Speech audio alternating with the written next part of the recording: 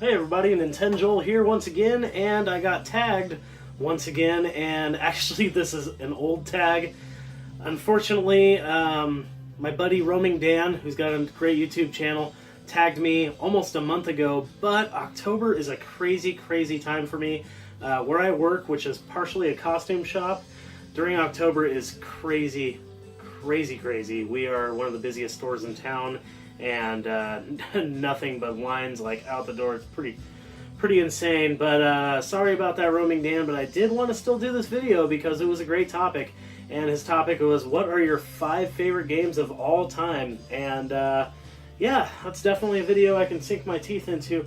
However, that being said, this top 5 order can change at any time in my life, or like tomorrow. You know what I mean? My top 1 game might not be my top 1 game tomorrow. It might be my top 3 game.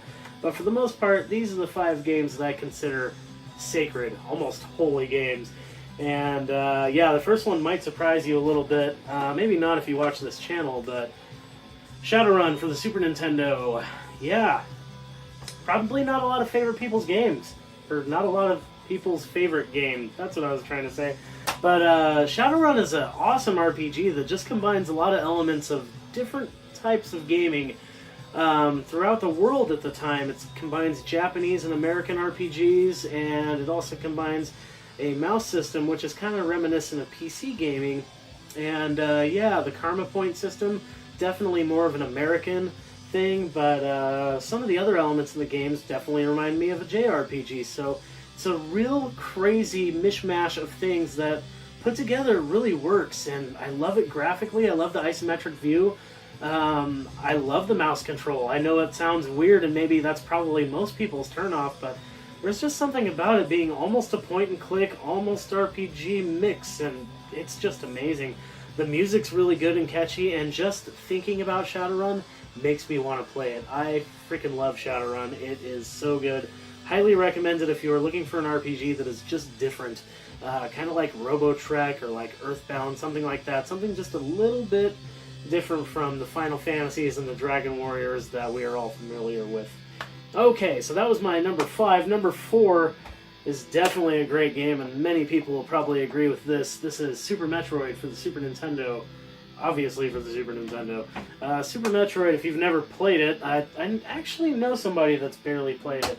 And yeah, it's an exploration game. It's a side-scrolling exploration game, but it's also platforming, and you have to go back and forth to get items and weapons and make yourself stronger and be able to move on to the next area. It's got creepy music. It's got tons of atmosphere, which is just unheard of back then. I mean, some games had atmosphere, but this had an atmosphere that you could almost feel. You could breathe it. You felt very alone on the planet, and you start out with really not much at all, and by the end of the game, you are a complete badass plowing through enemies, full of all kinds of weapons at your disposal, and yeah, it just makes for an engrossing gameplay, and it's something that you can take your time with and play over a few days, or you can play in like 3 hours if you know where everything is. I've beaten Super Metroid in a little over 3 hours before, and very rewarding experience, very good fun. Okay, so 3rd favorite game of all time. Definitely heard about this on my channel if you've watched. Dragon Warrior 4, huge epic RPG for the regular Nintendo. This has got to be the biggest RPG for the Nintendo. It's got 5 huge chapters. The first 4 chapters are all individual people, different people, and like the first one, you have one dude, he's a soldier trying to find kidnapped children. In the second chapter, you're a princess with 2 wizards who are trying to just find their way in the world, and it's amazing. So you have these first 4 chapters, and then after you're done playing those, you get all those combined in the 5th chapter. All those characters from the 4th chapter you played as, or from the first 4 chapters you played as, all come back in the 5th chapter, and there's this grand quest afterwards. So it's like 5 RPGs in one. It's amazing, and I love the visuals. I know they're a little outdated. I love the music. I love everything about Dragon Warrior 4. It's a great, great RPG, and it's very immersive, so definitely check that out. My number 4. Okay, now not number 4, 4th game. This would be number 2. My number 2 game can easily be my number 1 any day. And same with number 1, it could easily be number 2 any day. These last 2 games are totally interchangeable. I find these 2 games to be perfection in gaming. For now, number 2 is going to be Final Fantasy III, in Japan, Final Fantasy VI. This is a huge, epic journey, epic quest, all kinds of crazy storylines and characters, amazing music, amazing visuals. I love the spell system with materia.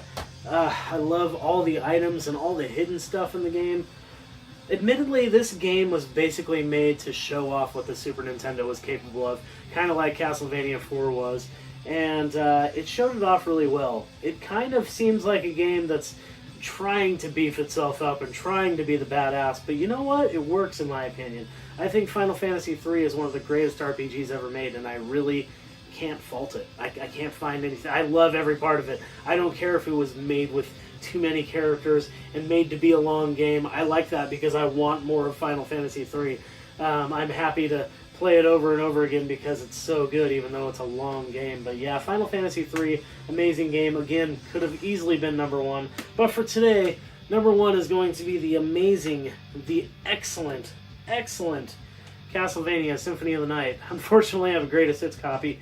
I do actually have a Black Label CD copy only that I've had since it came out. But yeah, Castlevania Symphony of the Night.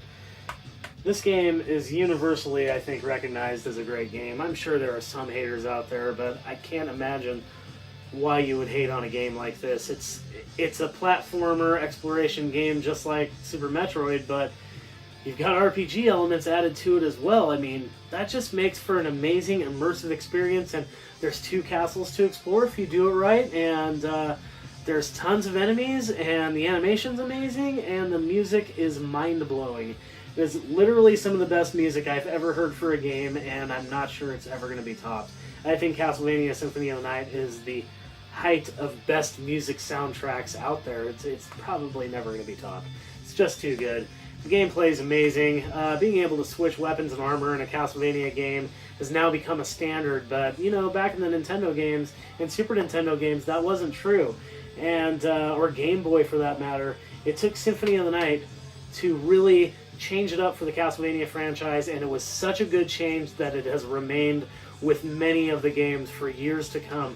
All the Game Boy Advance Castlevania games have RPG elements and are exploration games, Metroidvania games, if you will, combining elements of Metroid and Castlevania together to make something that is truly just replayable to the max. I can replay Super Metroid and Castlevania Symphony of the Night so many times. All 3 of the ones for Game Boy, Circle of the Moon, Harmony of Dissonance, Aria of Sorrow, the 3 that followed this game are just as good. Play them in that order, in my opinion.